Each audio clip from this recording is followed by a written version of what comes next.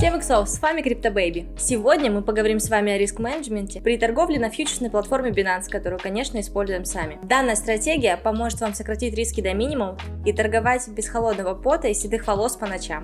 Но сперва мы выберем монету, на которой наглядно покажем все, что будет сказано в этом ролике. При ставках на фьючерсной торговле мы не тратим время на серчинг монет. Вместо этого у нас есть платные доступы к каналам трейдеров, которые торгуют интрадей и анализируют рынок как фундаментально, так и технически. Мы выбираем от 4 до 6 монет из более чем 20 сигналов за день. Персонально анализируем их, опираясь на наш опыт, технический анализ и инсайдерскую информацию. В данный момент мы будем рассматривать весь топ наших советов на примере монеты SXP, потому что пробитие двух уровней сразу, а также закрепление поверх них позволяет рассчитывать на очень значительный рост.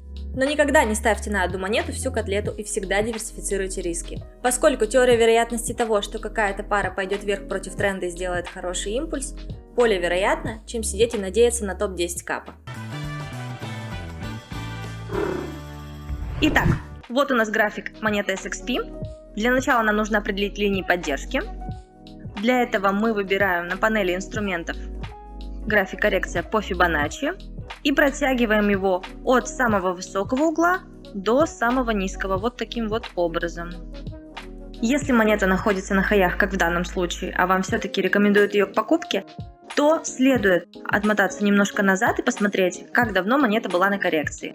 Если вам кажется, что все это выглядит сомнительно вопреки сигналу, вы можете попробовать следующее. Во-первых, уменьшить X. Чем меньше у вас депозит, тем меньше ставьте иксы. Пару слов о кредитных плечах. Мы рекомендуем выставлять не выше 7 икса на лимитах и не выше 10 икса на маркете.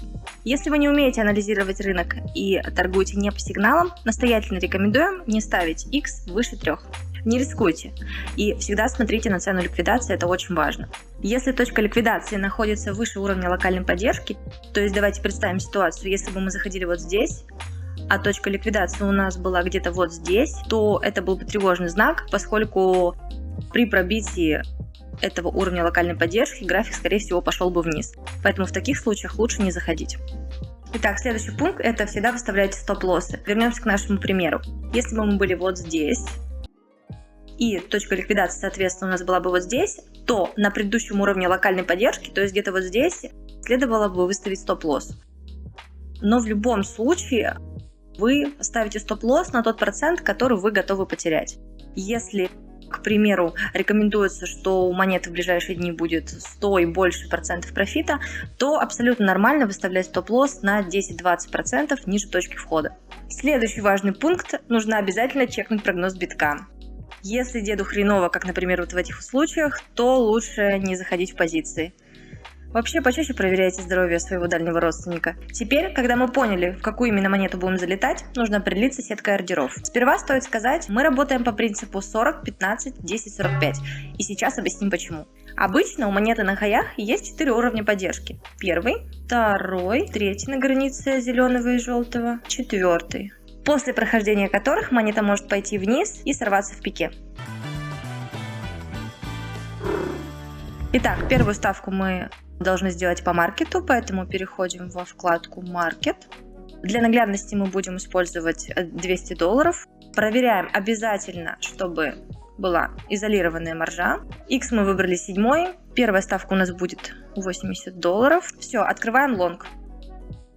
Далее мы будем выставлять сетку ордеров на усреднение. Для удобства мы используем коррекцию по Fibonacci, но она иногда косячит, поэтому мы перепроверяем сами. Первая линия поддержки у нас расположена вот здесь. Я бы немножко подняла линию. В принципе, да, окей. Следующий ордер мы будем открывать на 15%.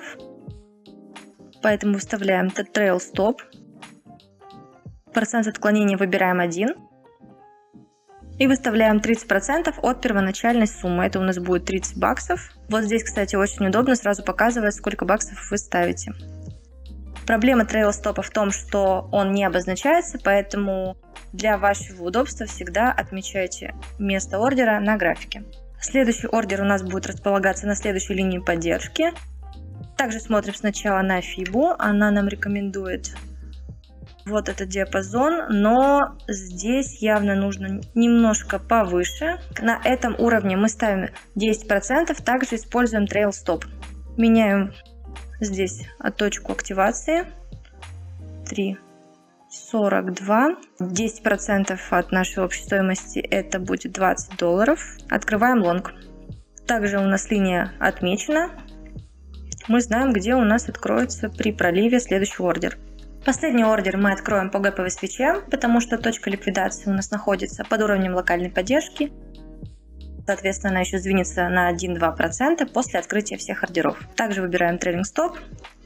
Немножко подвинем наш луч по гэповой свече. Давайте сделаем вот так, немножко повыше. Так, цена активации 3.22. Выставляем 3.22. Выставляем 100%. Все, открываем лонг.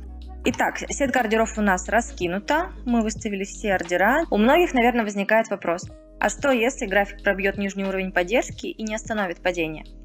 На этот счет нужно предусмотреть следующий сценарий. Максимальное падение на коррекции обычно составляет не более 13-20%. Только в редких случаях на медвежьем дивере или аномальном фуде оно может палиться. Далее всегда идет попытка откупа цены и защиты уровня от покупателя. Обычно этого усреднения хватает, чтобы приблизить точку входа ближе к актуальному графику. Также всегда можно выставить стопы в случае ухудшения сценария на рынке.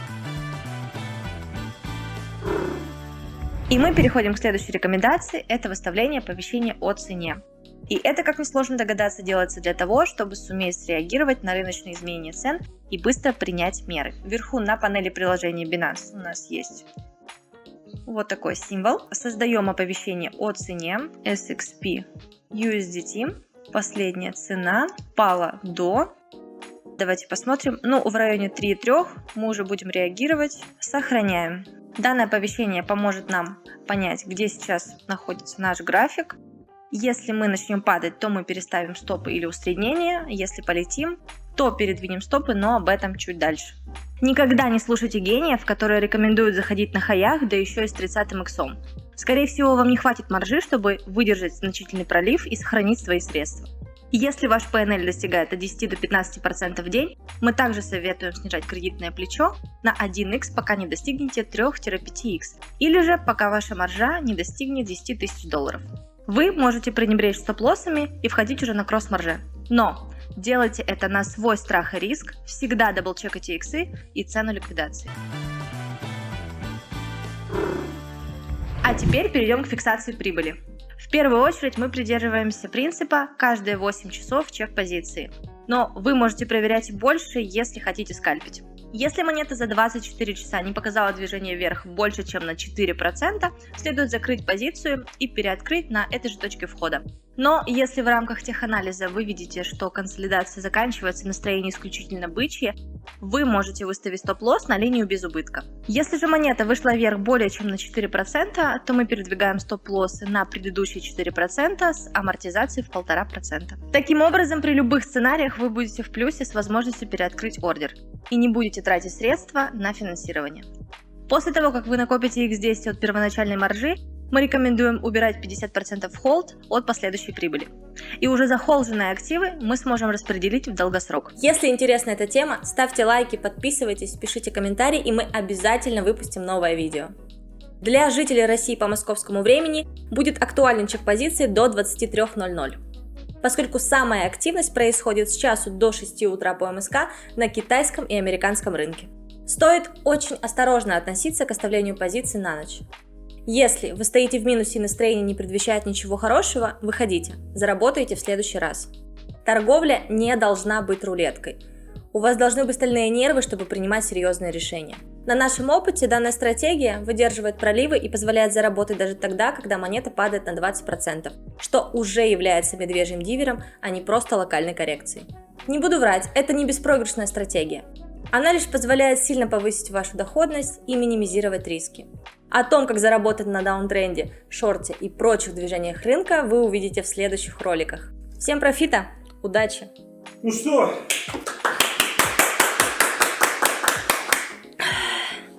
При ставках на фьючерсной платформе на фьючерсной торговле. Вместо этого у нас есть Пару слов о кредитных плечах. Мы плечах. Да, хорошо. Персонально анализируем их, опираясь на Говно мы опираемся. Персональная... Почему на этом? Если монета за 24 часа не показала движение вверх более чем на 4%,